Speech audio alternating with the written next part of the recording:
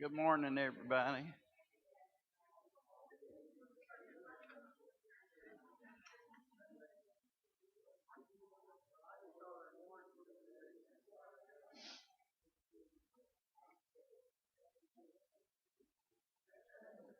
Man, he's at Melanie's. At Melanie's. Thank you.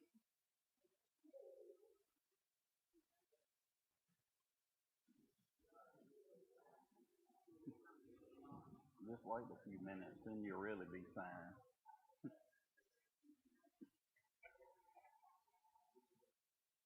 Y'all ready to get started this morning?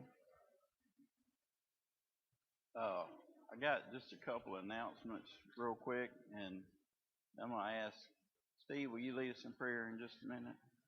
Okay. This one, Sister Emma Fell's sister, Maxine Green, passed away this past Friday. She lived in Gardendale, but lived for many years over in Pensacola. She's a member of the Myrtle Grove Church of Christ, so please keep her and that family in your prayers. Yesterday, also, Brother Billy was able to see Andy Arrington, the young man we told you about that had a car accident. He had back surgery, and it went well. Brother Billy said that he's making improvement. Andy's actually his mother, but said that he's making improvement, but he still has a very, very long recovery ahead. So please continue to remember the Arrington family in your prayers as well. With that, I'm going to ask Steve if he would lead us in prayer.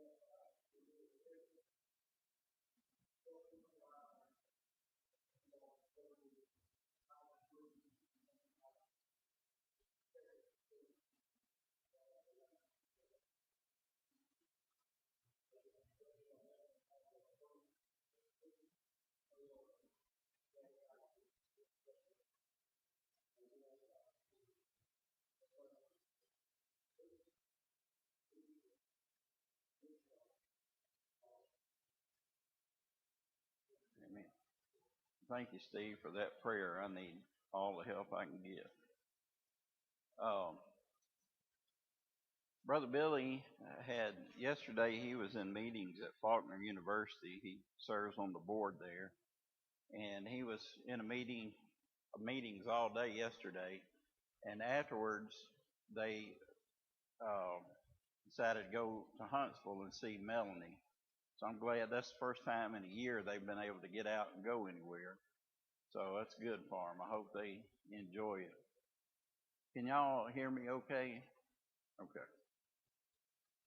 Well, so he asked me if I would to fill in and teach for him. So by this time next week, you'll be glad that he's back. Okay. But I've heard it said, and I believe it to be true, that experience is the greatest teacher. Y'all believe that to be true? Um, have you ever, everything that we see and hear and smell and touch and taste is a memory stored in our brain somewhere. And it is to be recalled later on when we experience those things again.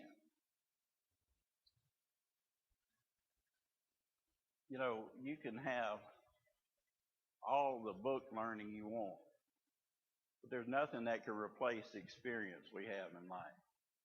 I mean, and I'm a big supporter in education, but And I have more than one degree, but it was just to prepare me to go to work. It's the experience I've gained through that work that it taught me lessons in life. Now, I'm a big supporter, again, of education. I've spent the last 16 years in Christian education, and I plan to continue doing that. But it's experience.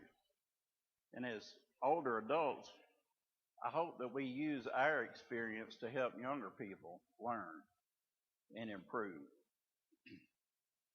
There are different experiences we have throughout life that teach us lessons. I'll share a couple with you. First, you ever had something, you see something and you thought, that reminds me of something that happened 40 years ago, and you hadn't thought about it in that length of time? Well, Thursday I had that experience. We had, at school, we had Spiritual Emphasis Day, which is a day that all we study is the Bible, no other subjects. And the last speaker of the day, he did a lesson outside, get the kids outdoors, and we've got an archery team at school. And he got out the bows and arrows and let them shoot a little bit and did a lesson with that. But it reminded me of something that happened many years ago when I was a kid. Our dad taught us boys how to make homemade bows and arrows. And it wasn't, you couldn't hunt with it or anything. It was just to play around, pretend to be Robin Hood and stuff. Well, we were going around. I remember one afternoon we were out shooting, and we'd come across stuff, and like I saw a leaf, a big red oak leaf, and it was sticking up like that. I told my brother, I said, I bet you can't hit that arrow. That leaf. He said, I bet I can. He drew back and shot, but he missed. I got you. I drew back and shot mine right through the middle of the leaf. He's like, oh man, I won. I didn't get anything, but I won because I beat my brother, Well, we kept on. We retrieved our arrows and kept on. Went around the back of the house. He looked at me. He said, bet you can't shoot one of those arrows over the house. Well, in the back of my mind, something said, don't do it. But I had been challenged, right? So I said, I bet I can. And I pulled my arrow back and shoo, right over the top of the house. He said, man, that was a good shot. About that time, we heard a loud thump. He looked at me, and I looked at him, and we both knew that we had messed up. Now, the shortest way to get there to see what we had hit was this way, but that ain't the way we went. We went around this way, the long way, and we crept up and looked around the corner, and we was scanning the yard, and there it was, stuck just like that in the trunk of my mama's car. So we looked at the door to see if she was looking, and she wasn't, or so we thought. And we crept over there, and it took a lot of effort, but we got it. It was stuck that far in the trunk. But we got it pulled out, and then we had to cover it up, how little kids are. Well, it got dark, so we went inside. We sit down to eat. Everything was going great. We ate supper, and we was like, can we get up and go play now? He said, yeah, sure can. As soon as you tell me and your daddy what happened to the trunk of my car. I learned a lesson that night, a valuable lesson that I still have not forgotten 40 years later. In fact, I learned a couple lessons that night. When just seeing those little boys pull those bows out and use them made me think of that. Another good memory I have is being at my grandparents' house when we were little and spending the night there. And on Saturdays, we'd go and hunt all day. I remember my dad and my uncles waking us up way before daylight and saying, "Boys, it's time to go." We get up, get dressed, and my granddaddy, whether he was going or not, he always got up and made us breakfast. Still remember that. Best breakfast in the world. We'd go and hunt all day, and we'd come back right after dark, and my grandmother had a meal laid out. I'll tell y'all what, when you got through eating, you couldn't hardly walk. But she'd say, "You boys get out of my kitchen." So we'd go out in the den and sit down, and I could hear her putting coffee on in the percolator, and I could hear them cleaning up the dishes and things. And just about the time the coffee got made, her brother, my uncle, great uncle, walked in the back door.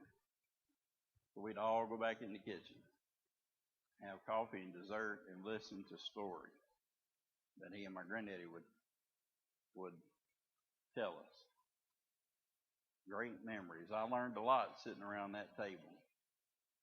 And those experiences that I gained from listening to them taught me so many lessons that I've used in life. You know, a lot of times kids are bored with that, but I just soaked it in for some reason. And I learned a lot. I like learning that way better than the first way, a whole lot.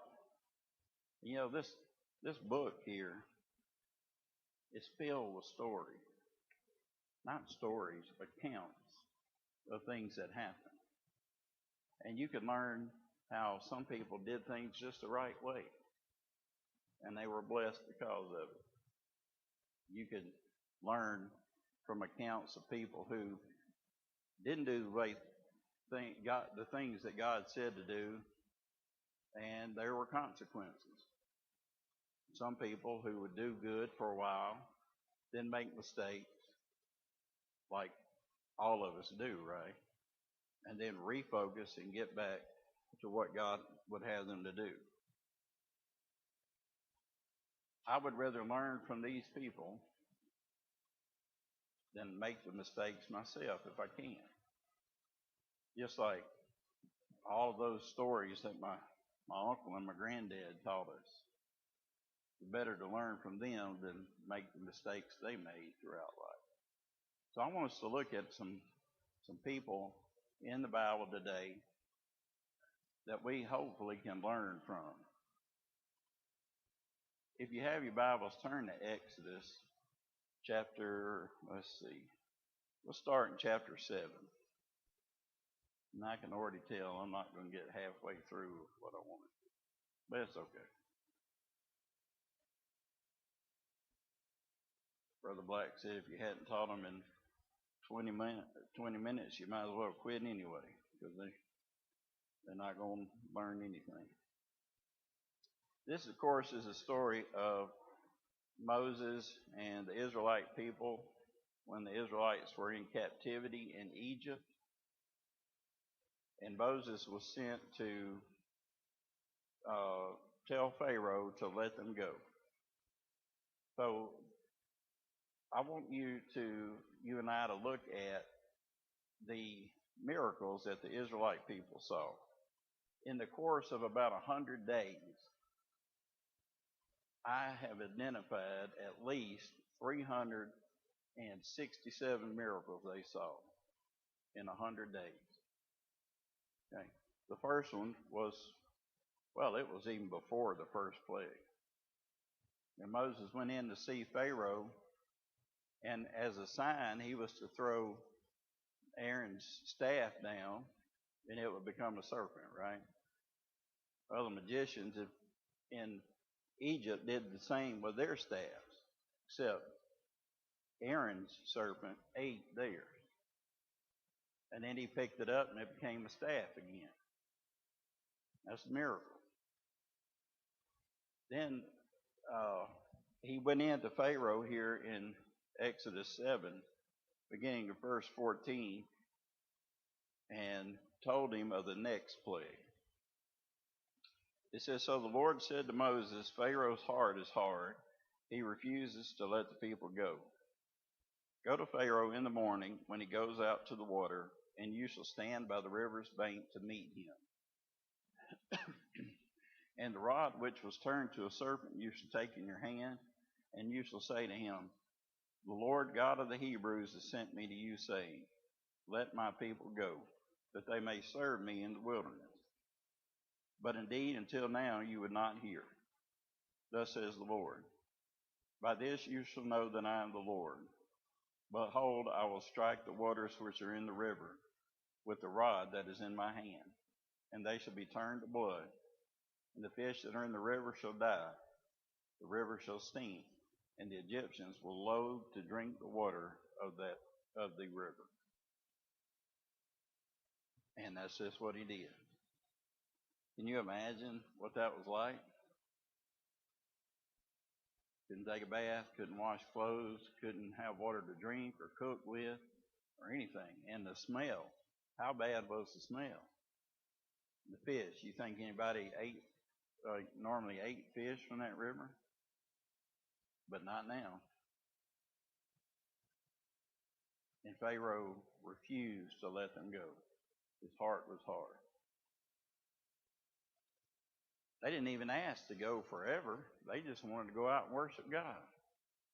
But he said no. So, move on to chapter 8, beginning verse 5.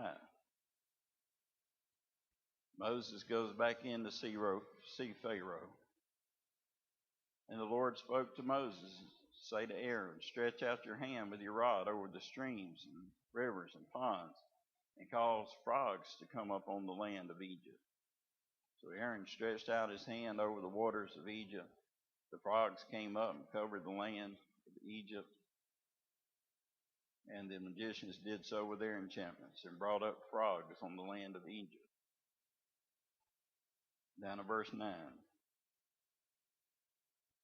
Moses says to Pharaoh, Accept the honor of saying, When I shall intercede for you, for your servants, and for your people, to destroy the frogs from you and your houses, that they may remain in the river only. So when Pharaoh gets up out of his bed, which is full of frogs, to put his feet on the floor to then get dressed, the floor is full of frogs. His clothes have frogs, his shoes have frogs. There are frogs everywhere. Yet he refuses to let the people go. In fact, you know what he says? He says, I don't know this God. Who is he to tell me, Pharaoh, to let these people go? Well, and I'm skipping a lot, but I just want you to see the plague. The third plague, verse 16. So the Lord said to Moses, Say to Aaron, Stretch out your rod and strike the dust of the land, so that it may become lice throughout all the land of Egypt. And they did so. For Aaron stretched out his hand with his rod and struck the dust of the earth, and it became lice on man and beast. All the dust of the land became lice throughout all the land of Egypt. Well, when somebody mentions the word lice, what do we all do? Start scratching our hair. Even if you don't have any, you start scratching your scalp, right? Oh, man. Playing dirty now, huh, Ken? What did Pharaoh do? Remember, he's suffering, right? He's suffering right along with the people. But he refuses. Stubborn, hard-headed. He's not learning through experience. He wants what he wants, and he doesn't care about the rest. So the fourth plague, in verse 20. And the Lord said to Moses, Rise early in the morning and stand before Pharaoh as he comes out to the water. Then say to him, Thus says the Lord, Let my people go, that they may serve me. Or else, if you will not let my people go, behold, I will send swarms of flies on you and your servants, on your people, and into your houses. The houses of the Egyptians shall be full of swarms of flies, and also the ground on which they stand. And in that day I will set apart the land of Goshen, in which my people dwell, that no swarms of flies shall be there, in order that you may know that I am the Lord in the midst of the land. So God gives them a distinction now. Okay, Pharaoh and the people, they have these flies everywhere. It's like you ever seen it raining over there, but not right here? Like it'd be raining in the parking lot, but not raining over here. We'll walk up to the land of Goshen. Flies, no flies. Everybody knew it. But Pharaoh's heart is hard, refuses to let them go. It's pretty obvious, pretty clear what's going on. I mean, if he don't get it by now, he shouldn't be the ruler of the most powerful nation on earth. But whether he gets it or not, he's not doing what he should be, and he's not learning and changing to be what is right and good. So, chapter 9, verse 1. Then the Lord said to Moses, Go in to Pharaoh and tell him, Thus says the Lord God of the Hebrews, Let my people go that they may serve me. For if you refuse to let them go and still hold them, behold, the hand of the Lord will be on your cattle in the field, on the horses, the donkeys, the camels, on the oxen, and on the sheep, a very severe pestilence. Okay? Well, so there was probably, with the flies, disease being spread everywhere. And now here you have the disease on the animals, and they begin to die. It's not just the animals that they ate; it's the animals they used to do work, the oxen and the camels and all those animals. That's how they traveled. That's how they worked, and what they ate. But it all dies. They are being destroyed little by little because of one man's pride, his refusal to learn from experience and do anything about it. But the people are learning. They're watching and listening.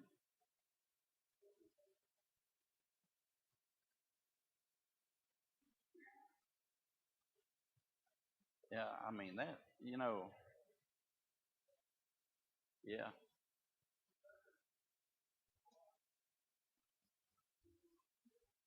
yeah, that's right.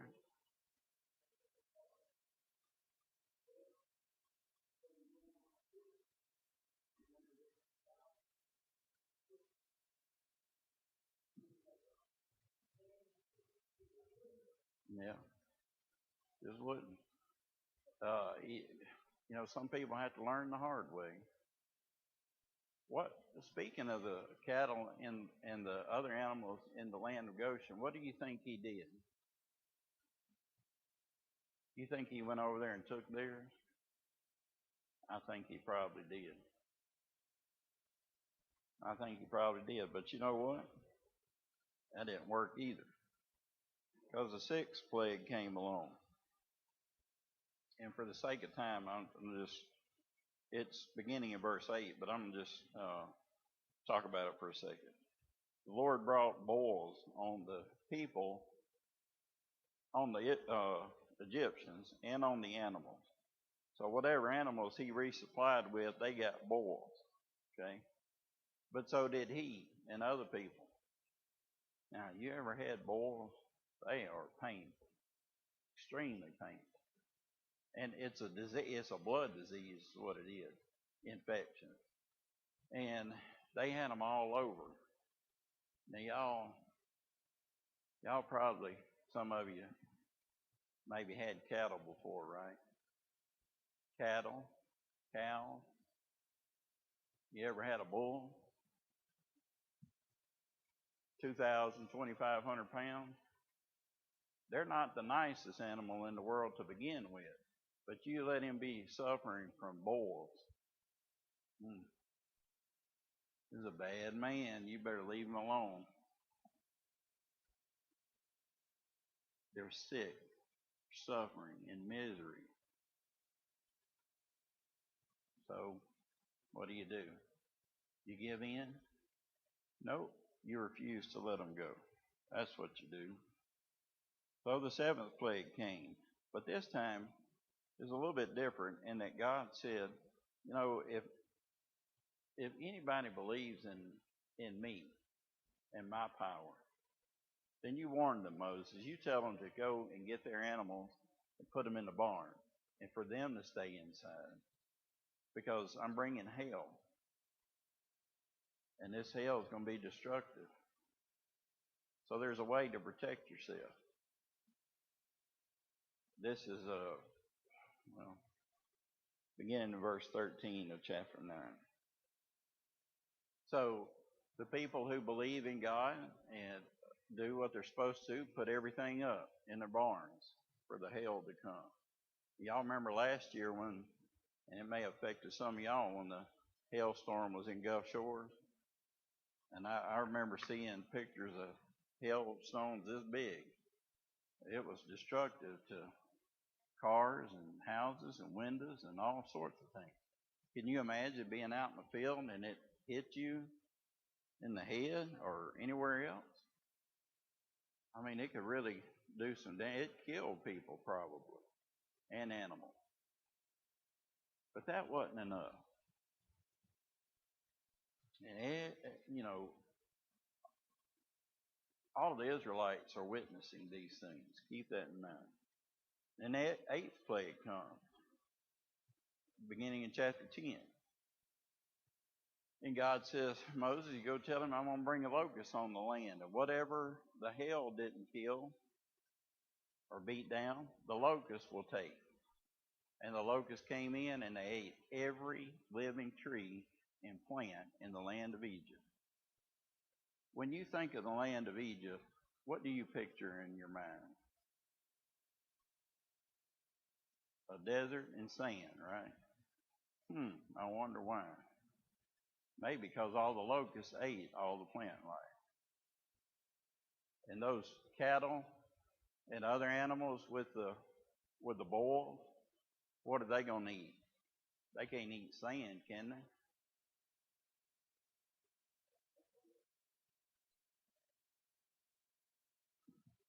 That's right. Because at this point, they're in desperate. They're not the most powerful nation on earth. They're the weakest nation on earth. Because some people can't learn through experience.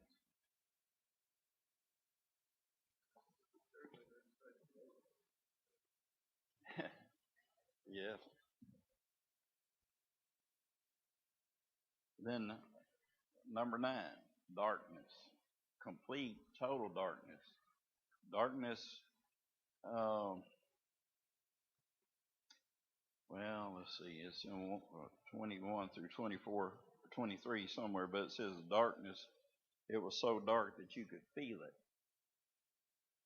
You could feel the darkness. Darkness plays with people, right? People are scared of the darkness because there's something out there they can't see. Places in the world where it's so dark, like in Alaska, where it's dark for, 3 months out of the year. Did you know that the crime rate and suicide rate is triple there because of the darkness?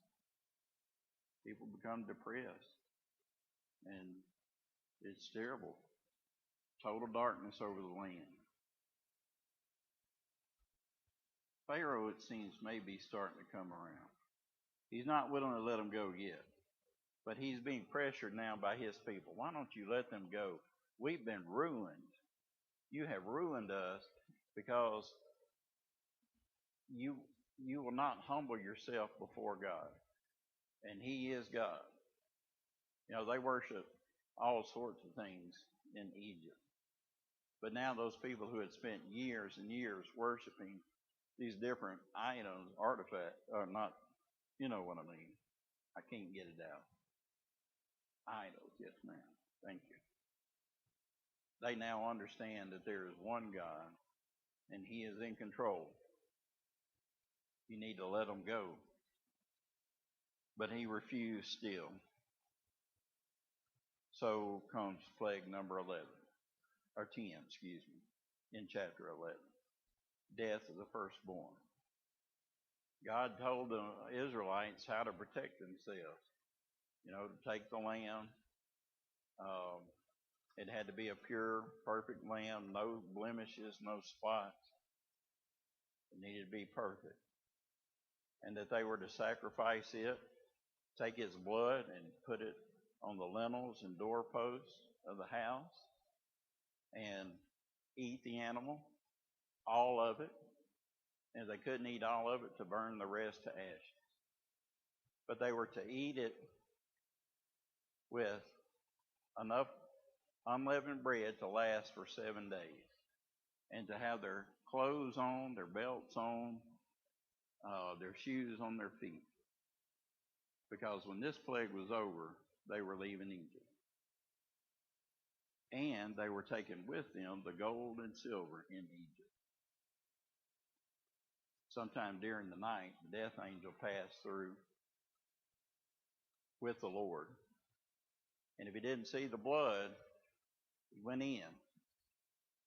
And the firstborn in those houses, both man and animal, died. And it says that there was wailing all over Egypt. Even in Pharaoh's house. Pharaoh called for Moses and Aaron and said, leave. Take them and go. Go wherever you want to. Just be gone. So they did. Remember, they were ready. They were supposed to eat even with their staff in their hands so they could leave immediately. And they did. 600,000 men, not counting women and children, and all the animals, and the bones of Joseph. And they left. Okay? Less than a week later, they come to the Red Sea. By the way, when they left, there was a cloud that they followed. It went in front of them. And in that cloud was an angel. And at night, there was fire. They could follow that. Now, the direct path, well, yeah, and God and an angel was in it. But let's say this is the direct path, okay? They didn't go that way. They went around.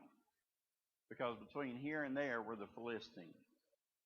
And God said they're not ready for war yet. You take them around this way. And they did. And when they got to the Red Sea, they couldn't get across. And they looked back, and Pharaoh had changed his mind. He was coming after them with his army. A big army. Thousands of people. And God said, or they said, Moses, you and God brought us out in this wilderness to die. Is that what God did? God brought them out there to save them. So the cloud and the fire got between them, and it created confusion. Man's not going to walk through what he can't see, and the horses and the chariots are not going to go through fire. God said, Moses, take that staff in your hand and hold it out. And he caused the wind to blow, and the wind blew, and it separated the sea, and there was dry ground. And they went across. You remember the story. They walked across. Some of the Egyptians began to get through. So God caused the wheels to fall off the chariot, which caused further confusion. And when at last the Israelites crossed out of the Red Sea, the Egyptians were down in the bottom, and God changed the wind. The water came down on them, and it says that the Israelites stood there, and saw their enemy dead in the sea. Just a year or two ago, they found parts of those chariots still. Archaeologists, yeah, they did. And it's from that event. Well, they start traveling again. Brother Robert's telling me it's getting close, so I'm gonna try to. I don't like doing this, but I'm gonna try to shorten it. So they continued to follow the cloud and the fire. There was one occasion 3 days after the Red Sea that they got thirsty. So they said, God, Moses, you tell God he brought us out here to kill us. No, he didn't. Well, we don't have anything to drink. They had come to some water, but it was bitter. So Moses said, under the orders of God, take that tree, throw it in the water, and it will become sweet. And they did. Nothing magical about the tree. It was that God said, Moses, do this, and he did, and turned the water sweet. On another occasion, they were thirsty, complaining. God said, Moses, hit that rock, and water came out. Another occasion, Moses got himself in trouble. He was told to speak to the rock, but instead, in his aggravation, he hit it, and the water still come out, though, didn't it? But Moses would have to pay for that. Think about, they were hungry. God, you brought us out here to starve us to death in this wilderness. No, I didn't. I tell you what, I'm gonna cause bread to fall from heaven every morning. You go and pick up 1 omer of bread. Not 1.5, not a half one, 1. You know that those that picked up too much, just the extra portion, what happened to it? It became rotten and had worms in it. Then every evening, quail come through the camp. Just reach out there and get what you want. Now,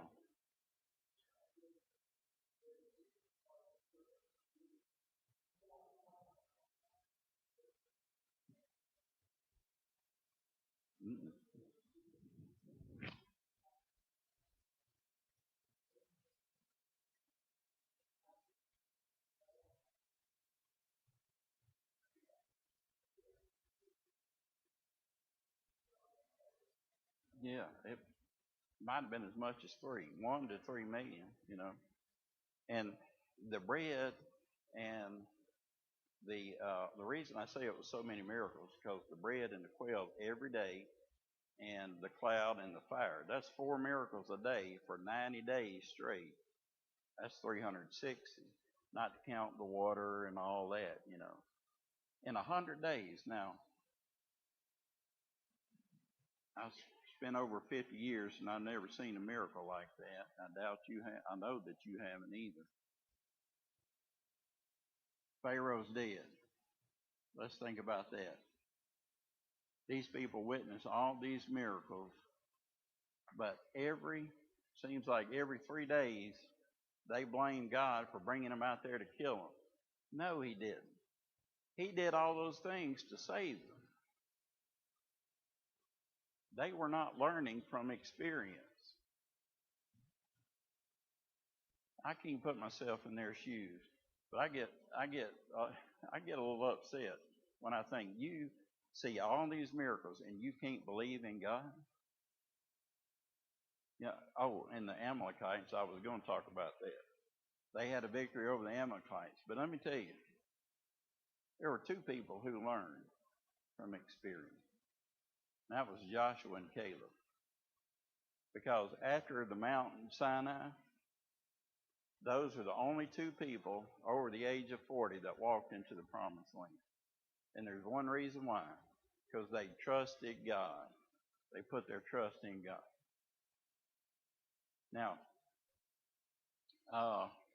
we're about out of time, so I'm going to give you 3 New Testament references that I'd like for you to look at.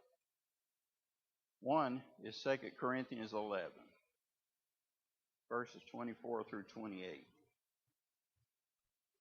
And this is Paul recounting all of the things that he went through after becoming an apostle. All the things that happened to him as a Christian, or the beatings by his own people. He was starved, he was thirsty, he was shipwrecked, bitten by a viper, all those things. In 1 Corinthians 15, verses 1 through 11, Paul explains what he did and why he did it, why he preached the gospel. Because he learned from experience that his job was to serve God. Philippians 3, 6 through 16, he talks about having run the race and finished it. He's ready to go because that day on the road to Damascus, when the Lord appeared to him, Paul learned something. He already knew who God was, but that day he learned who Jesus Christ was and what Christ did for him. And in 1 Corinthians and Philippians, he tells us what he learned that day. And that he had to spend the rest of his life telling other people.